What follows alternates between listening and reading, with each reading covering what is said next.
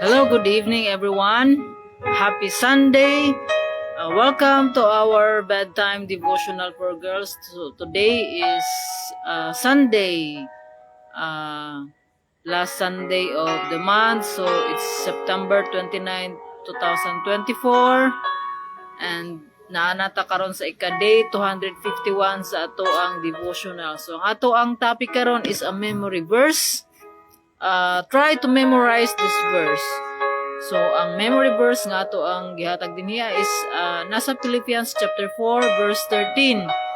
So, kanina, kuha na ko na siya, memorize na ko siya because it's very important promise of God. This is a promise of God. So, Philippians chapter 4 verse 13. So, paminaw mo.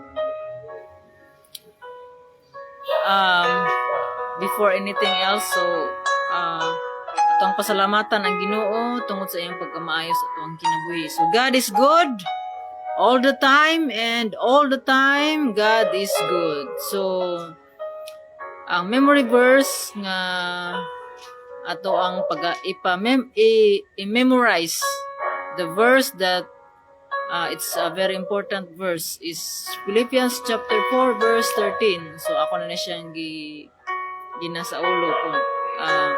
I can do ingon sa kuha na siya King James version. I can do all things through Christ which strengthens me.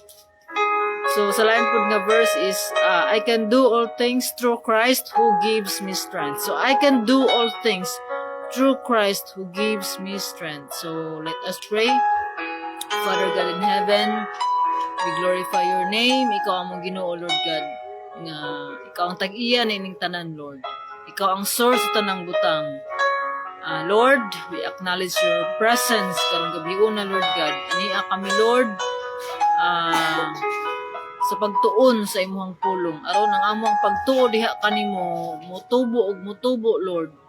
Aron nga kami imong mga anak, Lord, dili mi basta-basta nga matumba, nga dili mi basta-basta nga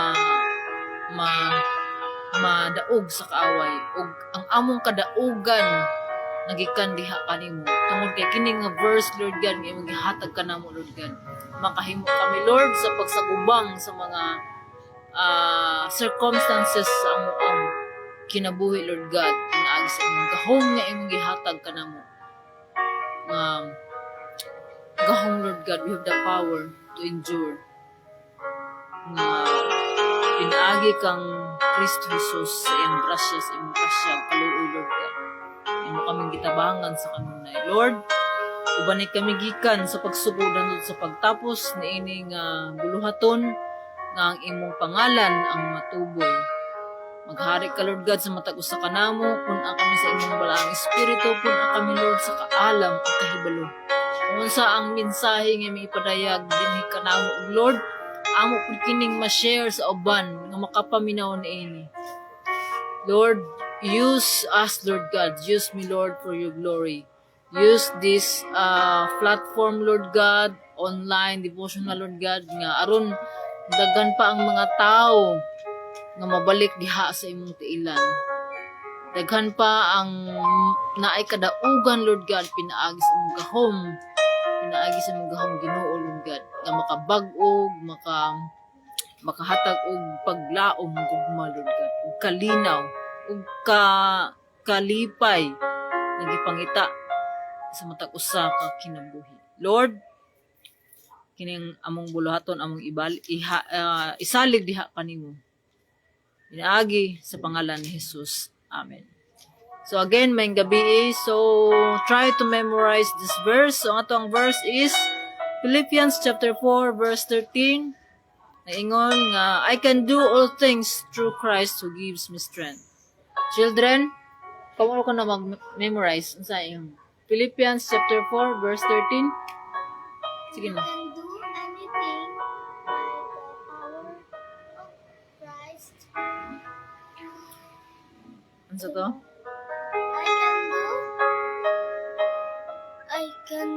I can do all things through Christ who gives me strength.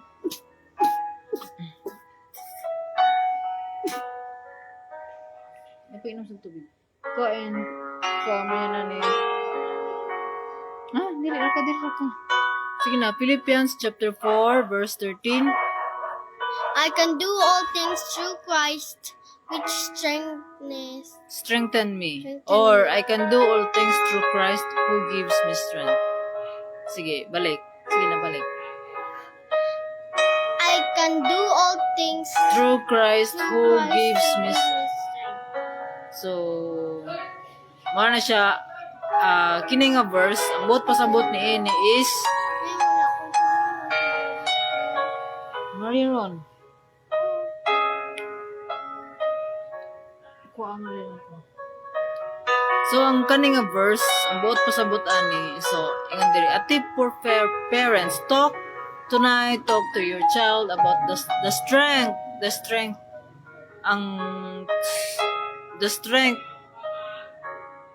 Christ gives the strength, ang pagsagubang sa tanan tungod sa gahom. Kung sa Bisaya pa, may kalig-on ako sa pagsagubang sa tanan tungod sa gahom nga gihatag kanako ni Kristo. Gahom tungod sa kusog nga gihatag ni Kristo tungod kanako.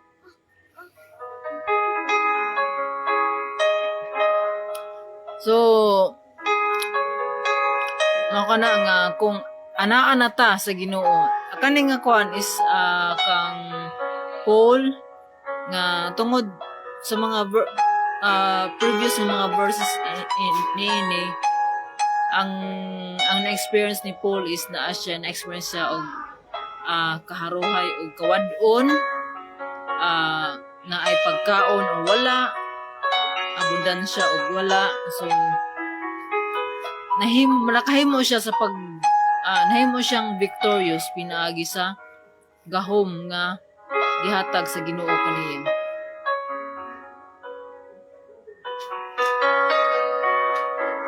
So, mao kana nga if we truly understand the love of God to us, so ang Ginoo wala nagpromise og easy ang ato ang kinabuhi. But God promises, ningon siya diri, but God promises that we can do all things. Pinaagi sa gahom sa Ginoo, makahimo kita sa mga butang, makahimo kita sa pagsagubang sa mga problema, mga difficulties sa ato ang kinabuhi. So, naatay kusog nga gikan sa Ginoo to faithfully endure the difficulties that we experience in our lives. So, kung ikaw nga naminaw karon kini nga pulong, may maghatag kanimo og paglaom. So, mao kini ang pulong sa Ginoo. Mao nang importante gayud nga magabasa gayud ta, magbasa ta, magtuon sa pulong sa Ginoo. Tungod kay mao kini ang makahatag nato og kadasig, maghatag nato og kusog, mao kini pud magtudlo kanato unsay angay nato buhaton. Kanang kuan bitaw nga kung kuan lamang gyud ta, kung careful lamang gyud ta nga maminaw gayud sa Ginoo. Mao na nga mutubo ang atong pagtuo kung maminaw ta sa pulong sa Ginoo, mutuo ta sa iyang pulong ug ato kining i-apply. So kanig yung tulo mao gini siya process of growing in our faith. So dili lamang nga maminaw lamang ta, dili lamang mutuo ta, kundi ato kining ibutang sa buhat. So mao kini kung atong pagtuo buhi, mao na nga naa gyud ni application. So diri sa pag-apply, diri na gyud ang diri may balan kung ang ato ang pagpaminaw na insakto ba ug ato ang pagtuo na insakto pud. Tungod kay ang Ginoo mao gyud ang mohatag kanato og gahom. Mao na nga kung kita nga tinuod na nga anak sa Ginoo, kay ingon pa sa iyang pulong nga kinsa katong mituog bidawat diha sa Ginoo, kang Jesus gitagaan niya og katungod nga mahimong anak sa Ginoo. So ang anak sa Ginoo nakahibalo kung unsa ang giingon sa Amahan. So from the moment nga atong gidawat si Jesus as our Lord and Savior, so ang gihatag diri sa Ginoo sa ato ang iyang balaang espiritu. O kini nga ato ang lawas, mao kini ang templo sa balaang espiritu. So ang ngayon lamang gayud nato nga ato ang atimanon ang ato ang body, because this is the temple of the Holy Spirit. So ang balaang espiritu, ang Ginoo nag-uban kanato, naa kanato ang Ginoo. So mao kini mag-convict sa ato to do what is right. Kung nakahimo ka tag mga sayop is dili gyud ta nga patulugon hangtod nga dili ta makapangayo og pasaylo.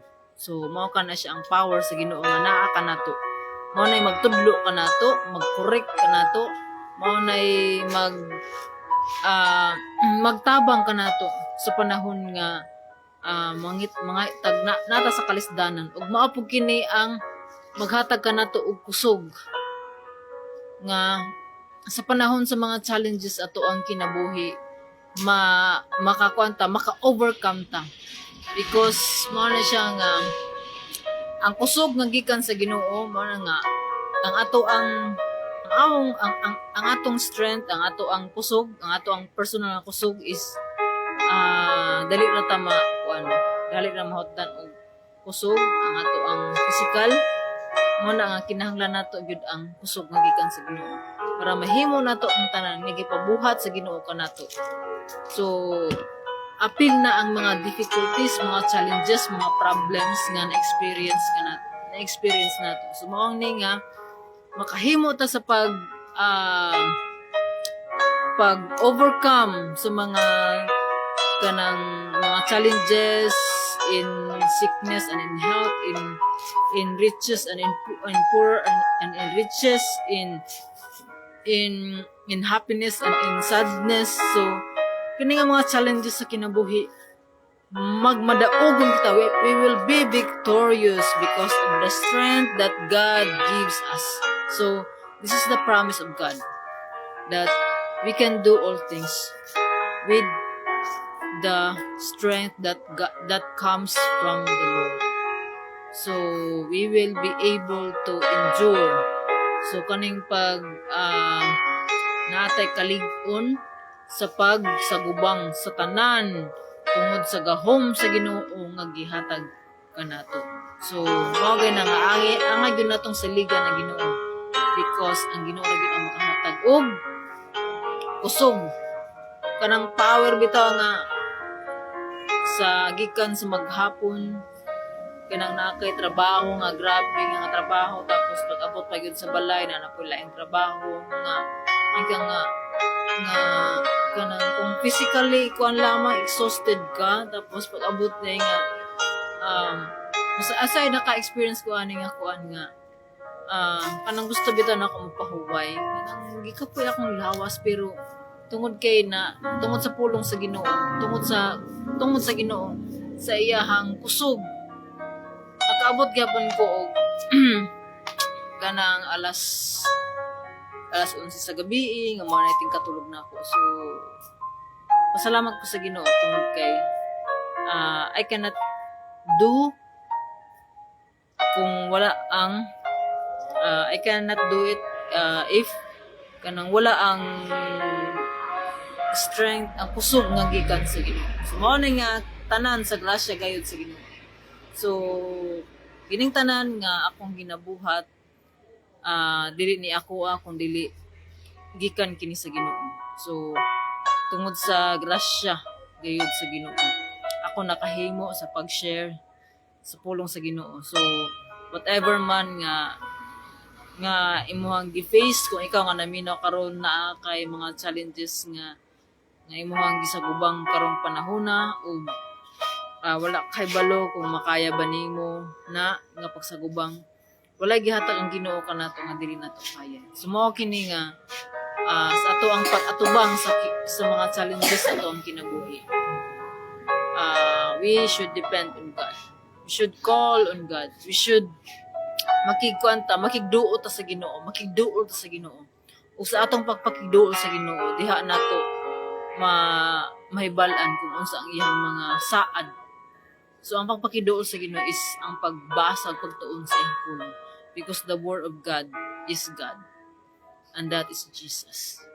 So Jesus, unsa si Jesus, unsa iyang kinaiyahan pag anhi diri sa kalibutan, mao pod ang atong i-imitate. Because kita nga nagtuo diha kang Kristo, we are ambassadors of Christ. Ambassadors of Christ. So we represent Christ in ourselves. So maningkamot ta, kanunay ta nga mahimutang maayo nga mga ehemplo. Aron daghan pa ang atong ma-win souls, maka-win souls for Christ. Dili ni para sa atoa, kundi para kini sa kahimayaan sa Ginoo. So, mao na nga all the glory, the power, the honor belongs to God in heaven. So let us pray. Father God in heaven, Lord, ang salamat, Lord God, sa imuhang pulong for reminding us, Lord God, of your promise that we can do all the things that nga imong gihatag kanamo nga buhaton pinaagi sa imuhang kusog. Lord, ang amo lang kusog ang saligan, dili gayud kami makalampos. Mao na kini, Lord God, makalampos kami, Lord God, pinaagi sa imong tabang, pinaagi sa imong galing. Lord, ikaw ang Ginoo, Lord God, nga mo'y makahatag ka ng power, Lord God, to do everything that you want us to do, to be a better person that you want us to be. Lord, help us, Lord God, to do the things that you want us to do. Mga tanan nimong plano, Lord God, maoy amo ang plano sa imong kinabuhi. Nabangi kami, Lord, to know your will in our lives. Lord, salamat, Lord God, sa imong pag-uban kanamo, gikan sa pagsugulan at sa pagtapos. I pray, Lord, nga sa mga maminaw ni ini nga pulong, ikaw ang Ginoo nga maoy makig-istorya kanina. Pinaagi sa imong pulong, Lord God, nga ikaw ang Ginoo nga mohatag ugahon to do the things, Lord God, nga mo ipabuhat kanina. Nga ang tanan, Lord God, dili easy ang kinabuhi, kundi adunay mga challenges, Lord God, to be for the purpose of building up our character. Lord, salamat, Lord God, sa imong tabang. Kanunay kami, Lord God, nga magapangayo tabang kanimo tungod kay ikaw ang Ginoo nga maoy nakahibalo sa tanan. Wala kami mahimo ug wala ikaw. Ikaw lamang gayon ang gisaligan sa kanunay. Lord, tanang dungog himaya og mga pagdayeg kanimo lamang. Ikaw ang Ginoo, Lord God, nga maoy magapamuhat, Lord God, sa matag usa nga naminaw ni ining tawo. Ang tanan, Lord God, ang pagipasalamatan sa ngalan ni Jesus. Amen. So, thank you, everyone. So, God bless. Good night. And have a happy Sunday. So, see you tomorrow. Bye.